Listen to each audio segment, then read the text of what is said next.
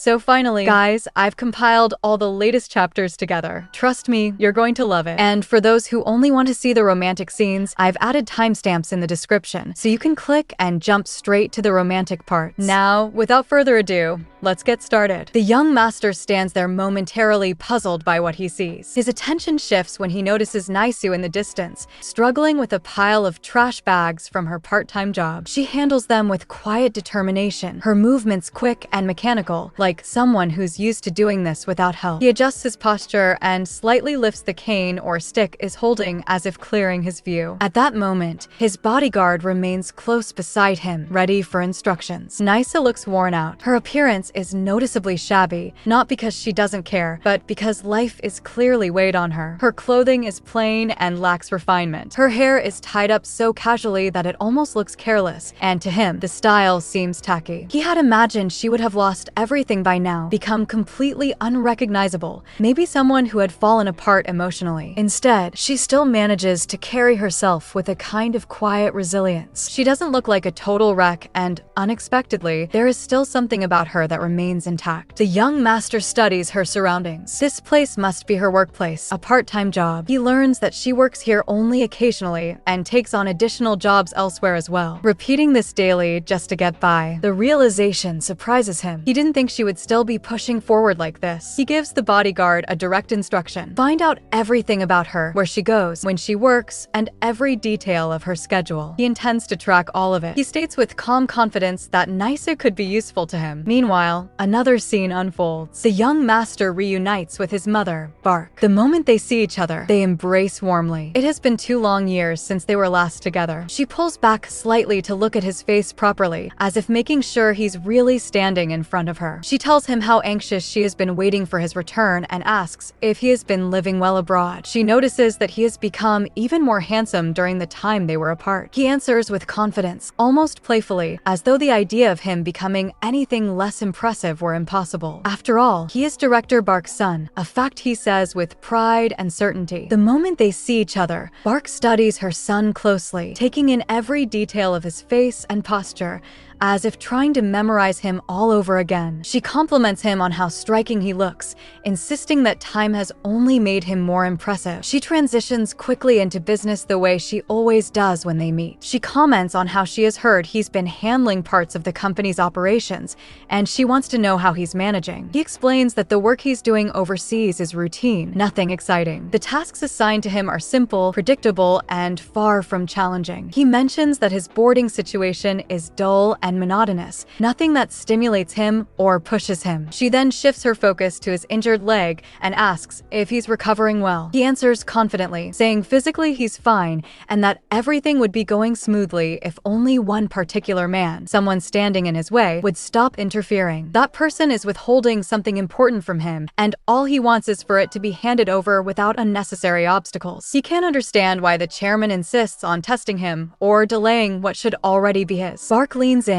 lowering her voice slightly as she warns him about what's coming next. She tells him that Chairman BM Tao will probably call him separately for a private conversation. She explains that she's telling him in advance because the chairman wants him to attend an exhibition in his place. She doesn't need to explain what that implies. He already knows that this is a symbolic gesture. The chairman, who once refused to acknowledge him as an heir and who kept him hidden, is finally placing him in front of the business world as his representative. For years, the chairman had been strict and distant, refusing even to let others know that the boy was related to him. No matter how much the son begged for attention or recognition, the chairman wouldn't give him even a passing glance. Now, suddenly, the same man is willing to send him forward as the family's face. The realization hits him emotionally. This moment represents everything he has been waiting for: the acknowledgement, the validation, the permission to stand where he always believed he belonged. He feels happy, but at the same time that happiness feels foolish,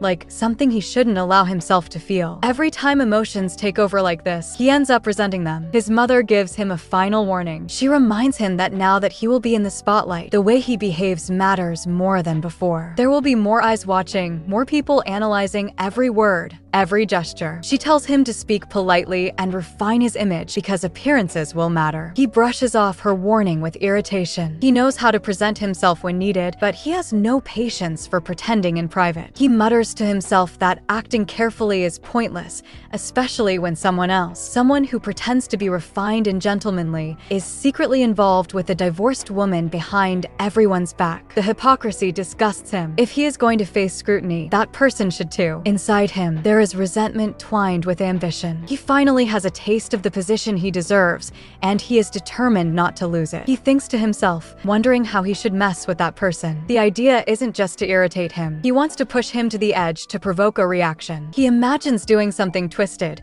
something that hits exactly where it hurts. But then he realizes he has never actually done anything deliberately cruel before. The thought of doing something wrong feels unfamiliar, almost foreign. Yet the urge grows stronger. He repeats to himself that if he is really going to interfere, it must be something undeniably bad, something that will leave the other person furious. As his thoughts churn, raindrops begin to fall. The sky darkens and the rain hits the pavement in uneven rhythms. The atmosphere shifts, dim, wet, and uneasy. She notices the change too. The security around her neighborhood has always been poor, but recently it's getting worse. She keeps seeing strange men in suits hanging around narrow alleys. They look out of place, wandering slowly, as if waiting for something. It makes her feel unsafe. Her sister, sensing her discomfort, asks if she can manage getting home alone. If she can't, she should call that younger guy, the one who's skilled and capable of helping her. But her sister already knows the answer. He isn't coming today. She holds a teddy bear in her hands, one that has been with her since the beginning. The simple touch of the soft fabric triggers a rush of memories. She starts talking to the bear as though speaking to him. She complains that he ignored her the entire day. She remembers how in the past he always messaged her. Even when she didn't reply, he always stopped by to see her on his way home from work. No matter how busy he was, he created a routine, a consistency, one she grew used to. Now she looks down at her phone and at the unread message she sent. She tells the teddy that she finally gathered the courage to reach out first, something she never used to do. Normally, he always initiated the conversation. Her message was short and uncertain, written carefully because she didn't want to bother him. And yet, he didn't answer. She realizes that he did see it. He opened the message. He just chose not to reply. A quiet sadness settles over her. She remembers the past when this kind of silence was normal, when she didn't expect anything from him, when waking up next to him and getting no reply later didn't hurt. Back then, indifference was familiar, something she accepted as part of their dynamic. But now, somehow that same indifference hurts. Her heart, which once believed it had built a shield, melts too easily because of him. Expectations grew without her noticing. She imagines his embrace, how it felt when he held her, how his presence softened the world around her. The warmth she remembers makes her realize how deeply she has allowed him in. She holds the teddy close as if trying to comfort herself. She tells herself she should be okay, that she was used to this kind of silence before. But no matter what she says, her chest aches. Something inside her refuses to return to the old numbness. She admits to herself she can't seem to be okay anymore. The young master receives a notification on his phone, a message from her. His assistant or PA notices it and tells him he doesn't need to reply, reminding him that she will only end up disappointed again. He answers with indifference, neither committing nor refusing, leaving the response hanging in uncertainty. Soon after, he walks into a formal meeting room. He greets another man, shaking his hand with confidence and composure. His outward expression remains unreadable, but inside a different voice echoes, the voice of his younger self. Memories surface, and with them a realization. There was a time when he could instantly understand another person's thoughts, judgments, and emotional shifts. It felt instinctive, almost like something built into his blood. A younger him narrates these reflections, acknowledging that the similarity between him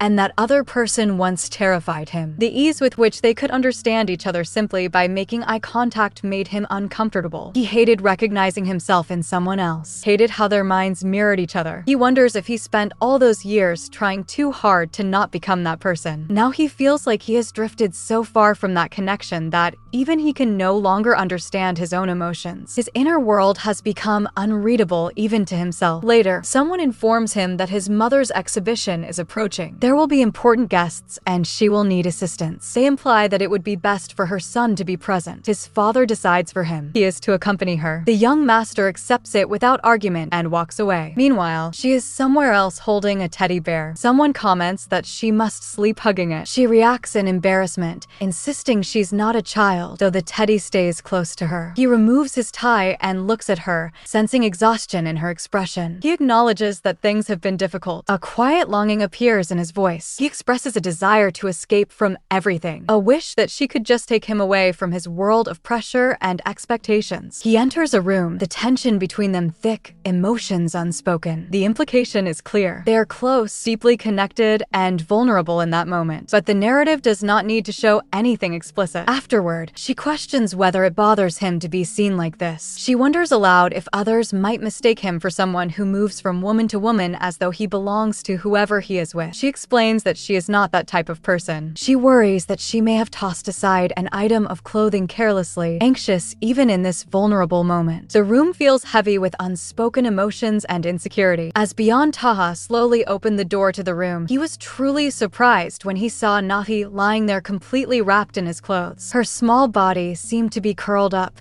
as if she wanted to hide from the world. He cautiously stepped inside, as if afraid of disturbing a delicate moment. His light footsteps were incredibly quiet on the floor, but Na Hae could still sense his every movement. Her voice softly echoed. She told him not to come any closer. She called his name so gently as if she recognized him without even looking. She said she knew it was him, but she wouldn't see him today. There was a weariness in her voice, caught between longing and care, as if she was tired of fighting with herself and with him. She was holding Beyond Taha's old teddy bear, that small moment that was now barely a memory, but precious to her. She held it close to her chest, as if it were something invaluable. Slowly, her voice choked up. She whispered to the teddy bear, asking why he only appeared in her dreams. She said that every night, yesterday, the day before, and every night before that, the dream was the same. Whenever she imagined him coming to meet her, she would wake up before he even arrived. She said that when he didn't take a single step towards her, she felt like she was the only one waiting. She called his name again, reminding him that he had once said he would come, no matter how cold, cramped, or uncomfortable the place was. She had even left a space for him, but he never returned. Hearing this, a sharp pain shot through Na Hae's chest. She said he wasn't answering her calls, and it hurt her more than she wanted to admit. There was a pain in her voice that she had endured alone for a long time. He couldn't bear it any longer. He strode forward and sat down right beside her. Gently, he took her shoulders and pulled her towards him. Now he was startled. Her breath hitched, and she called his name again. She said she had told him not to come in and asked why he never listened to her. Even in her dreams, he would gently cup her face, lifting her chin, but she would avert her gaze as if it were difficult to look at herself in his eyes. A truth was hidden in her heart. She didn't like his kindness because it frightened her. She was afraid that if she pushed him away, he would truly leave, so she both held him back and pushed him away. Bayanha leaned closer, his face near her shoulder. Na Hae trembled at the warmth of his breath, and a deep shiver ran through her body when he lightly touched her. He touched her lips, and the kiss felt deeper, more emotional than ever before. Na Hae felt like she was melting. The dream felt so incredibly real today, so much so that every breath he took, his weight, his closeness, everything felt real. She wondered if this was a dream. Why did it feel so real? Shyly, she wondered why he was so close. Why did it feel so real? Beyond Taha moved even closer. Na Hae was startled by his slight movement. She wondered why she hadn't woken up yet. She looked up into his eyes and softly called his name. When he answered, her eyes widened. She asked again, "Is it really you?" He said yes. Even after asking a third time, he gives her the same answer, and a trembling sigh escapes her lips. So it must be a dream. She smiles sadly. She says that in real life, he doesn't talk to her with such familiarity. Junaha takes her hand and gently pulls her closer. Her mind is reeling, and she nervously asks if this is a dream or not. Her eyes dart around the room. The teddy bear is there. Her pajamas are actually Buha's shirt. Her socks are lying nearby, and her blanket is made from his old clothes. With a choked voice, she says that he doesn't answer her calls, and it hurts her deeply. Junaha smiles and asks, "So, what do you want?" He touches her shoulder, and Na Hae gasps. The warmth of his touch doesn't feel like a dream. She suddenly realizes that dreams aren't this vivid. Panicked, she says, "Wait." She apologizes for taking his clothes. She says she didn't intentionally ruin them. She promises to wash, fold, and iron them before returning them. In her panic, she tries to pull away, stumbling backward until she falls onto the soft bed. Byanesha follows slowly, not forcefully, but steadily. He pulls at her underwear, helping her lift herself slightly. He dispels her embarrassment with a calmness that feels like he's completely undressing her. He tells her that she's always running away, even though she knows he'll eventually catch her. He leans closer and says that he thinks this kind of flustered behavior behavior suits her personality perfectly. He pulls at her top, exposing her skin. Na Hae shivers and gasps as the cool air touches her. Tae then leans down and gently bites her chest. She drew another shaky breath. As he moved lower, Na Hae was affected too. His breath hitched, and he quietly admitted that his resolution was melting. Especially seeing her like this, so vulnerable before him. He slowly loosened his belt. When he finally positioned himself above her, he whispered to her not to push him away. He moved deeper inside her,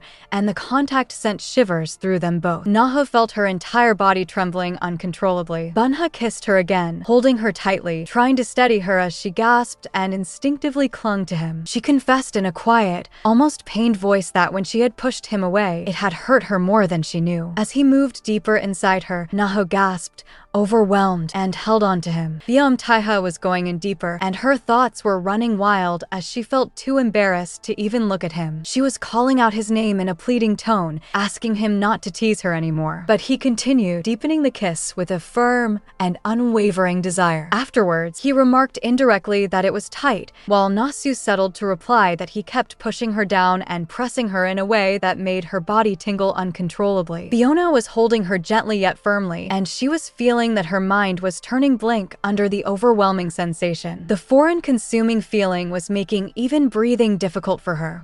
Tae was staring down at her face, asking indirectly if she was still thinking about that other person, causing her to huff breathlessly as she glanced back at him in confusion and embarrassment. He was observing her intently as he took a step back slowly, unbuttoning his sleeve before grabbing her again to pull her closer, while she tried to deny that she had been thinking of such things. She was stuttering while saying that she had not, but he went in deeply once more, making her gasp repeatedly. Na Hae was thinking that she had not even considered such thoughts until he mentioned them, and she was calling out his name again, begging him to wait, denying that she could think straight. She finally settled to tell him indirectly that she was going to go through with it, feeling that he was not giving her any space in her mind for any other thought. After it ended, she sighed out and Bomaya took a deep breath as well. He settled to say in a hurt tone that she should not make him misunderstand her intentions like that, which made Na Hae-soo reach out to place her hand tenderly on his face. She apologized, saying that she had been at fault, causing Bomaya's face to flush bright red. He took a step back, and Na Hae-soo looked at him with surprise, denying with confusion that she had just admitted she was wrong. So why was he preparing to go again? Bomaya clenched onto her lightly and continued without hesitation. The scene shifted towards Bayami, where a girl was calling out for him, mentioning that he looked strangely cheerful that day. She asked if something good had happened. He affirmed indirectly, recalling his mother's words that whatever someone desired, he was finally able to provide all of it. The girl scoffed,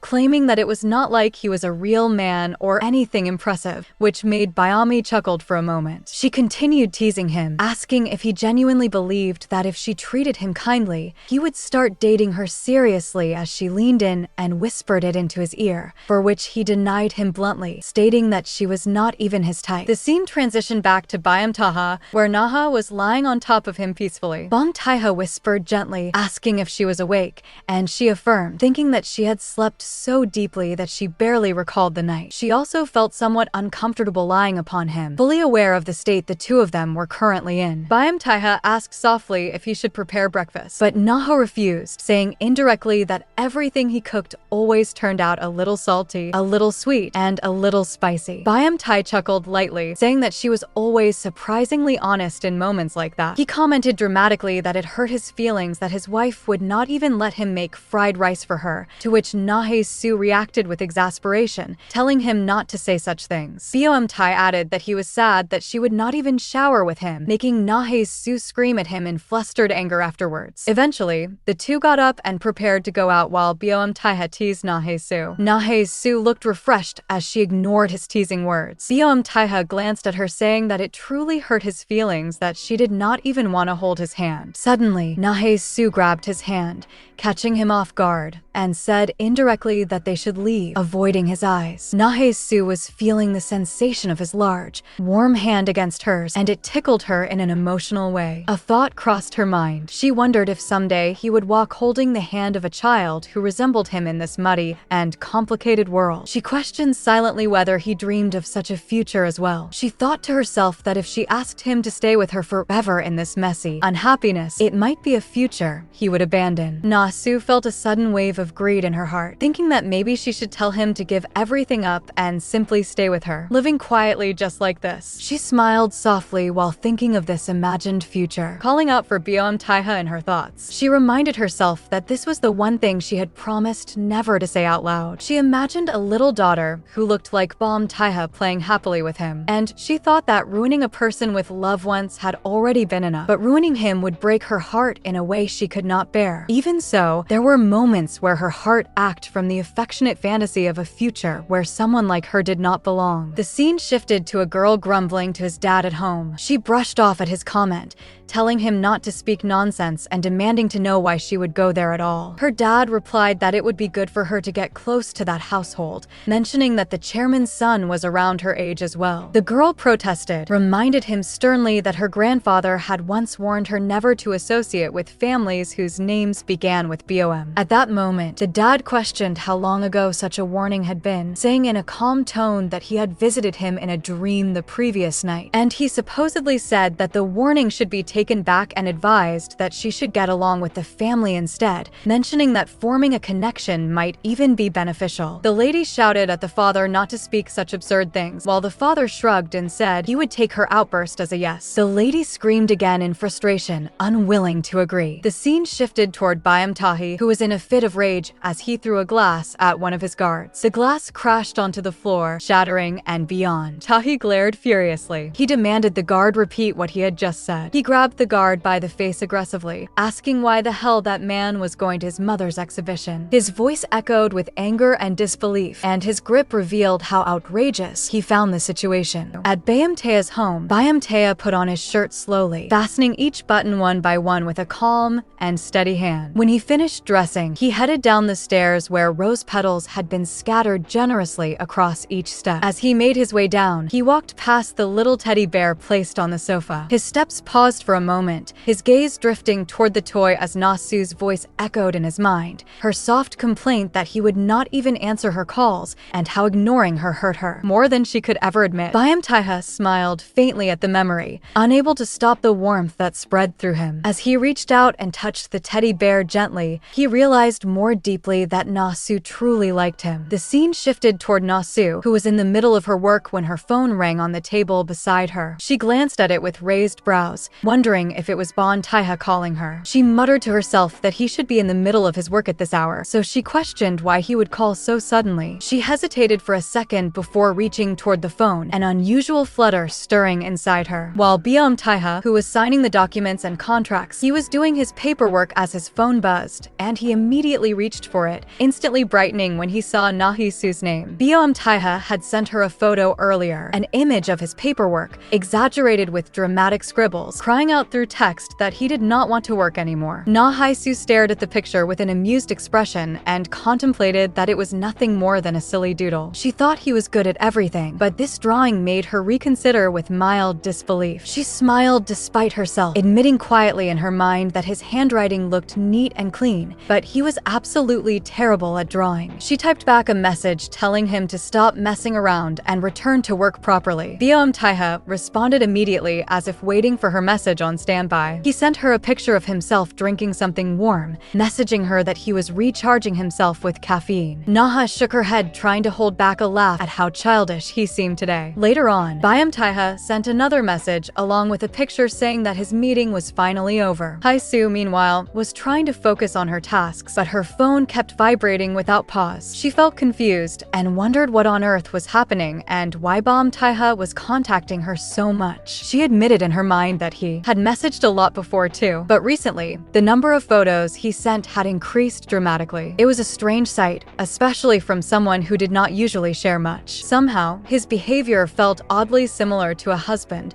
trying to reassure his wife that he was not messing around or cheating while away from home. She sighed, wondering if she should take a picture too and send it to him. Na Hae hesitated as she lifted her phone, wondering about the right angle and lighting. The owner of the store she was in glanced at her curiously, questioning silently why Na Hae was suddenly taking pictures of me. Na Hae debated internally for a moment, then felt that she should put her hand into the frame as well to make it look more natural. She snapped the picture and sent it to Beom Taeha, telling him to make sure he ate properly. The scene returned to Beom Taeha, who was in the middle of speaking with an executive. His phone buzzed, and he excused himself politely for a minute. When he opened Na Hae-soo's message, his eyes softened instantly. The photo showed her hand in the frame, and something about it made his chest warm. He stared at her fingers longer than he intended, feeling a faint and unexpected tingle in his heart. His lips curled into a smile he could not hide. The scene then shifted to Tae-hye. His room was filled with smoke, empty bottles, and shattered glass, creating an atmosphere of chaos and frustration. Tae laid in the middle of it, breathing heavily as he stared at the mess surrounding him. He thought quietly that he had mistaken certain feelings for affection. He once believed his father pushed him away out of anger, but somehow Tae had hoped his father still cared in some hidden manner. He thought his father would worry that his son might go astray. He reflected that he had wanted to believe, despite the coldness in the father's eyes, that somewhere deep within, his heart leaned toward his son's. But now Tae realized he did not know the chairman at all. He whispered to himself that his father was the kind of man who would not even blink if both his sons died right before him. Tae muttered softly that he once planned on being a good older brother, trying to make sure Tae could live without danger or death hovering around him. He had believed that after stealing everything that belonged to him, he would at least understand his place. Now the Tae was revealing every part of his true nature without even bothering to pretend anymore. Tae clenched his jaw and admitted bitterly that he did not even have a decent card to play. Tae resembled someone too much, and no matter what Tae tried, he could not escape the fate he was trapped in. Just as despair circled around him, Na-soo's face flashed across his mind. His expression twisted sharply. Tae suddenly turned toward his guard and ordered him to do a task. The guard looked confused, unsure of what Tae meant by provoking Tae. Tae stated calmly that if Tae was only playing around with Na Hae-soo, then he would not care what happened next. But if Tae was not playing with her, then the situation might become an unexpected gain. The guard reminded him that the second young master would not sit quietly if he found out, but Tae waved the concern away. He said that losing his mind over protecting that woman was no different. He ordered the guard to do exactly what he said, insisting that they had to do something bad. The scene then shifted toward Jae and Tae. Jae was giggling uncontrollably as he watched Tae's reaction to something earlier. Jae stated that Tae looked as if a terrorist had threatened him. He joked that Tae acted like he had a bomb inside him that would explode if he failed to report his activities every 5 minutes. Tae chuckled softly, telling him that Na-hoo probably felt hurt earlier. Jae then recalled the advice he had once given Tae back when Tae was in shambles. Jae looked at him and asked if Tae knew that first love never worked out. Tae threw Jae a lighter and told him to smoke. Jae replied that he was not crazy enough to smoke in front of his employer, but Tae ordered him again. Jae gave up and lit the cigarette. Jae asked Tae if he knew how terrible first loves were for most guys. Tae responded casually that he did not have one, and he added in a quiet voice that Na-soo liked him. Jae looked irritated and asked if Tae wanted him to speak or not. Jae began explaining that everyone's first love made them clueless and foolish. Even when men knew how pathetic they were acting, they still enjoyed the feeling of love being everything. He asked how badly people ended up shattered afterward. Jae reflected on his past, saying that he once believed he could not accept certain realities, maybe because he was still young. He had offered everything and was still discarded. It was painful realizing that every first he gave simply became one of her passing memories. Jae admitted that money now came before love. Money did not betray him, so he would date around freely until about 30. After that, he planned to find a wealthy older woman and live comfortably. Tae laughed softly at his chaotic logic. Jae added that perhaps he would find someone older than urged Tae to date as much as he wanted while he still could. Jae said that if Tae missed the chance now, he would not have another opportunity. Tae nodded calmly, replying that such was his plan, then asked Jae how much he had told the chairman about him. The scene shifted to a quiet motel. The owner had been dozing lightly when she heard the door open. Startled, she quickly stood up to welcome the guest, only to freeze at the intimidating sight of a tall and silent figure standing at the entrance. She asked if he planned to stay for the night.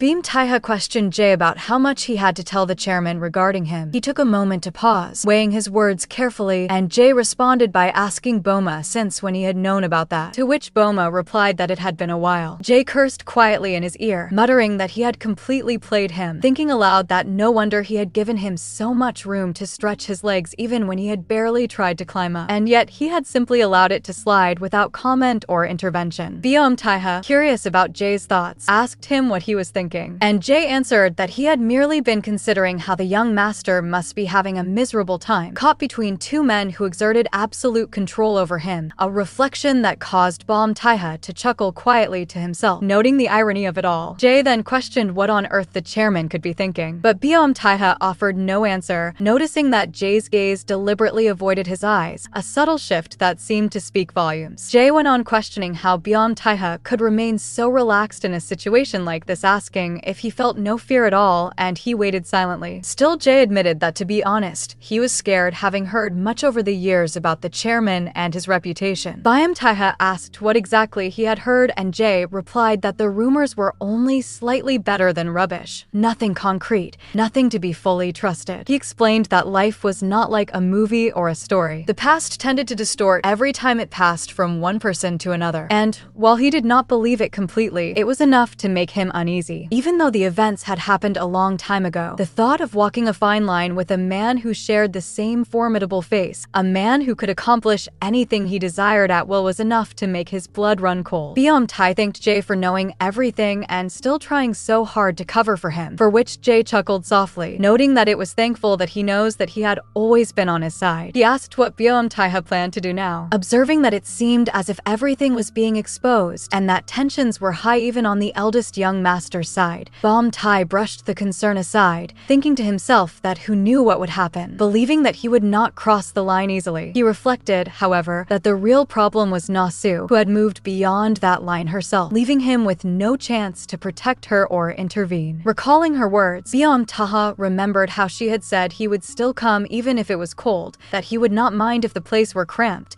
and that she had offered to keep his belongings there. Yet, he had never come and had even ignored her calls. The memory hurt deeply, piercing him in ways he had not anticipated. Despite the pain, Byama allowed himself a soft chuckle, noting that it was all right because Na Hae-soo liked him. Jae asked if he could take the situation more seriously, but Byama chuckled again, reflecting that it had been a long time since he had thought about the future, as thoughts alone could not compete with feelings. Even when holding an obvious winning hand, he realized he could not play it effectively because he could not win against his own heart. Instead, he chose to follow wherever hers led, adjusting every answer to match hers. And if he had a single wish, it was to make her smile no matter the circumstances. The scene then shifted toward a thug who answered a call, asking if he wanted him to bring a woman. He questioned whether the intention was to put her to work there, wondering why the discussion had suddenly turned to someone else's girl, saying simply to send her, and questioning why such a fuss was being made over her. He responded that there were plenty of places to make use of a pretty face. But all of this felt suspicious, and the amount of attention and care being placed on a single woman seemed disproportionate, raising doubts in his mind. The scene then moved to the hotel where a person intercepted Bom Tae-ha, questioning what he was doing, reminding him that the boss was calling and they needed to leave immediately. Seeing Bom Tae-ha there, the person apologized, admitting he had assumed Bom Tae-ha was just a child. He observed that the man over there carried an aura of doom, yet at the same time, he seemed as if the heavens themselves had painted him carefully, a presence that struck a strange balance of danger and allure. Bom Tae-ha chuckled quietly at the remark, unable to hold back his amusement. The person then asked where Bom Tae-ha was from, suggesting that from his bearing and appearance, it seemed evident that he could fight. He added that he was sure Bom Tae-ha would come here to their sister, ready to protect or intervene. Yet before much else could be said, the same thug appeared from behind, asking what he was doing and urging him to hurry, insisting that the matter was important and could not wait any longer. His man affirmed that he was coming, and as he left, he asked Bom Tae-ha to take care on his way, remarking that if he ever worked in this line again, they would see each other. Meanwhile, the scene shifted toward Na Hae-soo, who found her thoughts lingering on Bom Tae-ha. Suddenly, the scene turned to the chairman's daughter, who questioned whether he had seriously lost his mind, as her father was insisting that she greet and get along with some guy she had never even seen. She wondered aloud what she was supposed to do if that man turned out to be a psycho. Frustration colored her tone as she remarked that it was so annoying that her father, the very man attempting to arrange a business connection through his daughter, could be responsible for such a ridiculous situation. Her friend, noticing her irritation, asked if she truly disliked it and suggested that she should back off as she would only end up sticking to him anyway. She added that she was clearly more interested in anti-family, which only seemed to aggravate the chairman's daughter further. Her friend pressed, pointing out that she had never even seen him. So why was she reacting with such hatred? The chairman's daughter, was she reacting with such hatred? The chairman's daughter responded firmly that she did not need to see him personally to form an opinion. Meanwhile, Tae-ha was holding on to Na Hae-soo as she breathed heavily, feeling the tension in the moment. He gave her a deep, lingering kiss, keeping his hold steady as Na-hoo called out his name repeatedly, struggling to catch her breath. Tae-ha took a step back,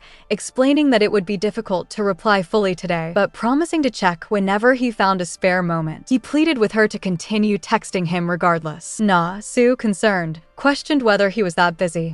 Tae tried to downplay it, denying it outright, yet likening his day to a dog being dragged around on a leash by its owner, pulled in every direction. He asked her not to say that she was truly hurt, while Na Hae-soo urged him to stop milking that line. Tae-ha reminded Na Hae-soo of the promise they had made that she would call him if anything happened. He reasoned that for adults, every day could feel nearly the same, and if she hesitated because she worried he might be busy, or that she would bother him, she should not. She was to call without hesitation, and he would trust her completely. He recalled the spring when they had been unusually busy, noting that even a brief solitary moment wrapped in each other's presence had been enough for him. Na Hae-soo felt that everything seemed to be proceeding smoothly, that the precarious distance between them would suffice for the time being. The quiet acknowledgement of each other's presence stirred something deep within him, at least until then, as Tae attended meetings while Na Hae-soo carried on with her usual work. Later, as Na Hae-soo finished her work and stepped outside, noticing the rain, she wondered whether Tae-ha had brought an umbrella for himself. Suddenly, her phone rang, and the hotel owner's voice greeted her on the line. The hotel owner called out for Na-hoo, identifying her specifically. She explained that when she had been desperate to find a job, she had discovered a really good position. The hourly pay was excellent, and the work itself was surprisingly easy. Apparently, a spot had just opened up rather suddenly, and everyone had been in a hurry, concerned about hiring someone else in time. However, she had stepped in and told them that she knew someone perfect for the position, effectively stopping the process. Over time, she had somehow grown close to the boss there, and Na-hoo felt immense gratitude for everything she had done on her behalf. She understood that all of this had been done solely because of her, with no other motive. Now she questioned Na-hoo whether she wanted to give it a try, weighing the opportunity and the trust placed in her. She asked about the job, and her boss suddenly hesitated.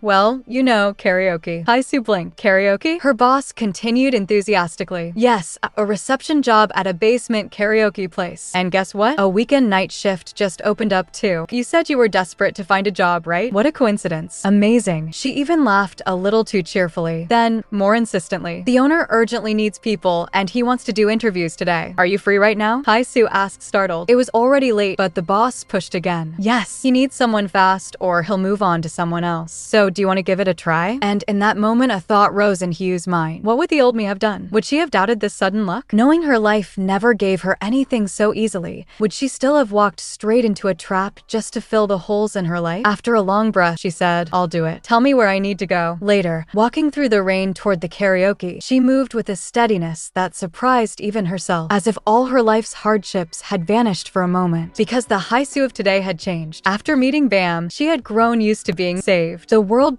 Ta showed her felt warm enough, even for someone like her. But that night, Hyu's luck was too good, and she forgot something she never should have. The world had always been cruel to her. Meanwhile, at Director Beek's exhibition party, BM arrived sharp in his suit, Jay following a step behind him. At the center of the hall, the girl from earlier, the one forced by her father to attend, sat nearby in a pink dress. Uninterested, Jay scanned the grand hall and scoffed internally. Everywhere you look, respectable people, and a lowborn like me does not belong here. As BM walked ahead sipping red wine, Jay whispered, why did you bring me here? Without looking back, BM replied, try. Jay blinked. What? BM staring forward said, if your dream is to snag someone, this place is full of bored rich wives. Jay froze. Wow, thanks. I'm so touched. I could cry. But then Bam said quietly. JJ turned attentive. Bam continued, have a little fun, and before it gets too late, go see Ha. Because now Bam understood something clearly. Hae-soo would look for him out of habit. She would keep their promise. He glanced at his phone. A moment ago, he had messaged her. Did you get home? She replied, yeah. But even with that simple answer, Bam felt something twist inside him. Why? Why do I have such a bad feeling? A little later, BM was mingling among the guests at the exhibition venue. He greeted people politely, smooth, distant, offering only the bare minimum required for appearances. His expression calm, unreadable. At a short distance, the girl in the pink dress, Yumi Are, Chairman Yumu Jin, Unk's daughter, sipped her wine while her friend whispered beside her, both staring at BM. Her friend smirked. You were right. He charms not just women, but the entire world. Maybe the chairman actually gave birth to him himself. He's probably a real piece of work. Then the friend added teasingly, you know, men who are a little cocky are usually more interesting. Mirage snapped. Don't talk nonsense. Yet, despite herself, she stood up, wine in hand, and marched toward Bam. She stopped right in front of him. Hey, Bam turned, clearly confused by her sudden approach, but said nothing. You heard me right? She asked, almost impatient. But he only stared expressionless, giving her nothing. She tried again. My dad told me to exchange a few words with you. At that, a faint smirk flickered across Bam's lips. A thought slipped through his mind. A familiar face. Chairman Yumu Jin, Unk's only daughter. He stared at her for just a moment, then tilted his head slightly and smiled politely before turning his back and walking away without a word. Mirage froze. What was that? A tiny head tilt. A faint nod. That's his answer, she whispered to herself, stunned. Then with her face burning, she muttered under her breath, wow. What in moments later, Bam stood beside Director Beak as a middle-aged man and his wife approached them. The man with glasses said warmly, we'd like to express our deep gratitude to Art Sahu for supporting young artists. Director Beak, your contributions have truly elevated the cultural scene. Director Beak listened calmly. Elegant as ever, poised, graceful, the picture of confidence. The man continued. I also heard the chairman put in a great deal of effort. And forgive my boldness. He looked at BM with a polite smile, but you resemble the chairman so much. At first, I thought you'd arrive together. Bam stared at him, offering no reaction, no warmth, only silence. The man chuckled nervously and turned to Director Beak. You must be very proud to have such a grown son. Bam leaned slightly toward Director Beak and said with perfect politeness, I still have a lot to learn. I only hope that my mother feels the same way. Director Beak remained composed, betraying nothing. Sensing the tension, the man excused himself. I will let you continue. Please enjoy the evening. Once the couple walked away, Director Beak gently looped her hand through Bam's arm, leaned closer, and said quietly, son, wait. We need to talk. At the very same time, Hyo reached the narrow street where the karaoke bar was located. She stopped under her umbrella, blinking into the dimness. It's really dark here. The only explanation she could come up with was that the place was in a basement. Then her boss's cheerful voice echoed in her memory. The entrance looks sketchy, but it's totally fine inside. I already explained everything, so don't worry. Just go. Hugh swallowed hard, clutching the umbrella a little closer around herself. The owner said, everything's okay. So, why am I still scared? She hesitated, took out her phone, and began typing out of habit. I wanted to tell you, Bam, that I got offered a new job, that I'll be back soon, that you don't have to worry. But she stopped, then sighed, no, I won't. If he finds out I'm doing this for a place, he'll be upset. I'll tell him later. Once things settled down, she tucked her phone away and stepped forward through the rain. The boss is a good person. We've known each other for years. She recommended me personally. I'll just go talk to them and come right back. Meanwhile, in a smoky room lit only by neon reflections from a pool table, Il-sung lounged on a sofa, a cigarette dangling between his fingers. His bodyguard stood rigid beside him. Ilung smirked bitterly. I knew it. That's how people are. The less you have, the more terrified you are of losing even the tiniest bit of luck. He flicked ash carelessly onto the floor. Tell the guys, have a little fun, and then leave. We're not involved anymore. We don't know how he'll react, so be careful. He stared blankly up at the ceiling, smoke curling around his face as menace darkened his eyes. If you think about it, it's not even a bad thing. It's practically a good deed, right? He tilted his head toward the bodyguard. We just connected someone desperate for work to a place that needed people. She came here on her own. So whatever happens to her, how is that my fault, right? The bodyguard stayed silent. Back at the karaoke place, Hugh stepped inside and froze. The room wasn't bright and welcoming. It was barely lit, illuminated only by flickering red fluorescent lights that made everything look distorted. Her grip tightened on her handbag. Her phone trembled in her other hand. She said it was just reception. Did she maybe mix something up? Is this even the right address? Then a sharp shriek rang out from somewhere deeper inside. She flinched violently, heart pounding, every instinct screaming danger. I knew at the moment I walked in. Something was wrong. Her breath quickened. I need to get out right now. Once I'm outside, I'll figure it out. But just as she hurried toward the exit, a tall man in a suit stepped forward and closed the door. Then he planted himself in front of it, blocking the way completely. Na Hae-soo stopped in her tracks. Her blood turned to ice. And for the first time in a long while, she realized there was no safe escape.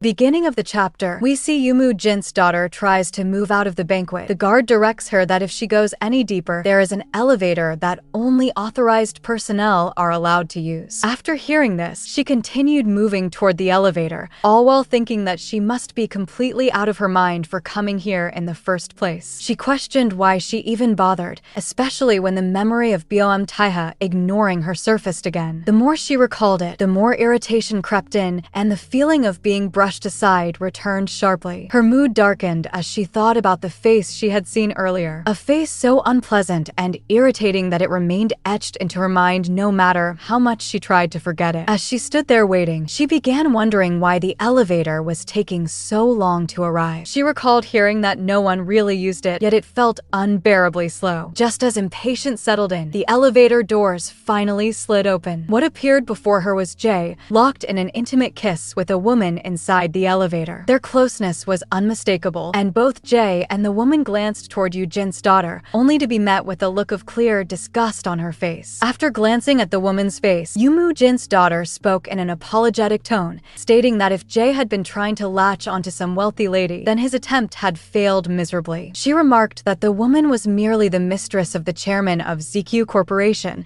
and there was nothing meaningful to gain from associating with her. The woman immediately became annoyed, questioning what kind of nonsense Yumu Jin's daughter was talking about. In response, Yumu Jin's daughter questioned her calmly, asking whether she should go ahead and inform the chairman about what she had just witnessed. Upon hearing this, the woman's expression shifted. She moved out of the elevator in a panic and fled from the scene without looking back, leaving Jay standing there visibly cornered. Yumu Jin's daughter then stepped into the elevator, and a heavy silence filled the confined space between them. After a moment, Jay spoke, stating that he had only heard that the staff were all stationed outside. Yumu Jin's daughter replied that if only staff members were present, he would truly believe it justified doing something so low-class. Jay bit his tongue as he affirmed her words sarcastically, pressing the button and stating that he would take his low-class self and leave. However, Yumu Jin's daughter stopped his finger before he could complete the action and closed the elevator doors instead. She questioned what he thought he was doing, stating that she was heading down and that he was supposed to escort her. She reminded him that he was a guard, which left Jay completely taken aback. Outside the elevator, Jay questioned why she had followed him all the way there. He apologized, stating that if she disliked cigarette smoke, she might want to step back a little. However, he then noticed Yumu Jin's daughter lighting her own cigarette, which made him realize that she was a smoker herself. Seeing this, Jay also lit a cigarette, and the two stood there in silence for a brief moment. After a short pause, Jay questioned how she had known earlier. Yumu Jin's daughter questioned what he meant by that, to which Jay replied that she had clearly seen through his attempt to approach the rich woman. Yumu Jin's daughter stated that it was impossible not to know,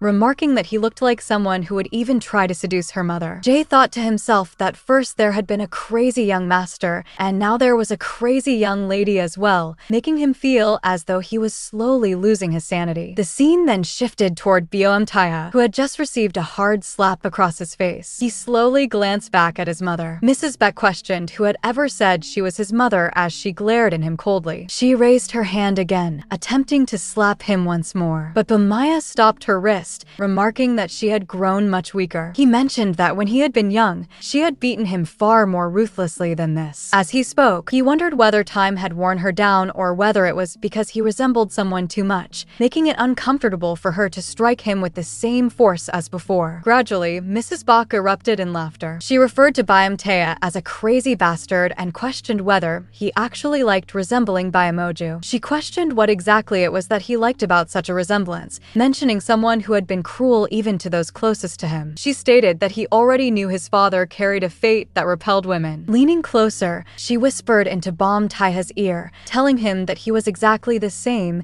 and that anything remaining by his side would inevitably wither and die. She then stepped away, questioning what he could possibly do about it and telling him to simply accept it as fate. She added that perhaps it did not even matter to him since he was just as heartless and worthless a piece of trash as his father. His back moved away while feeling a strange sensation lingering in her hand, recalling a distant memory involving Taeju looking just like Bam Taeha. In the present, she shivered slightly as she continued to move away. Afterwards, as Mrs. Bach conversed with another woman who mentioned that back then, 3 cello strings had snapped at once. Mrs. Bach commented that the girl was quite interesting interesting. She then called out to Bom Tae-ha, asking why he would not come over for a moment. She introduced him, stating that her son still had many shortcomings and that there were many aspects in which he could learn more. She asked the woman what she thought and suggested that the two of them try to get along. The woman glanced toward Bom Tae-ha and replied that she would like to. She introduced herself as a Nuno and stated that they should get along well. Mrs. Bok remarked that the two of them suited each other very well, which earned a glance from Bom Tae. She then reminded her son to get along properly. The scene shifted back to Jae, who had grown visibly worn out after catering to a young lady who continuously bombarded him with questions. She questioned who he worked under, and Jae asked what she intended to do with such information. Yumu Jin's daughter replied that she planned to report him for neglecting his duties, which only served to irritate him further. He sarcastically remarked how grateful he felt,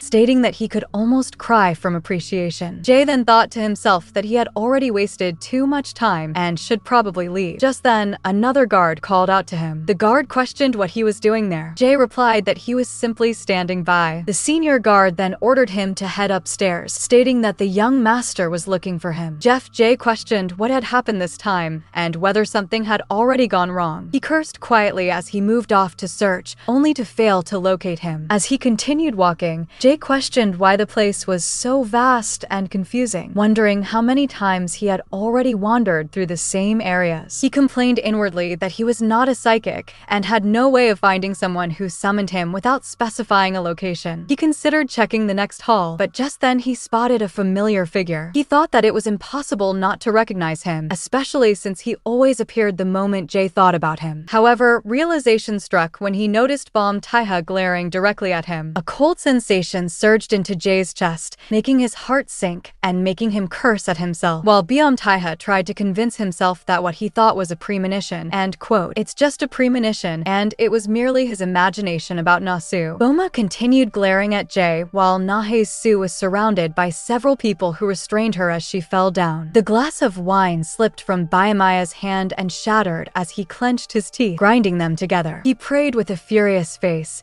hoping nothing would happen to Na Hae-soo. And with that, this chapter comes to an end. Our like goal for this video is 1,000 likes, so let's see if we can hit that together. You can also help hype this video. As soon as chapter 84 is released, I'll upload it right away. Until then, make sure to subscribe and let me know your thoughts in the comments below. I read every single comment and I'll definitely reply. I'll see you in the next chapter.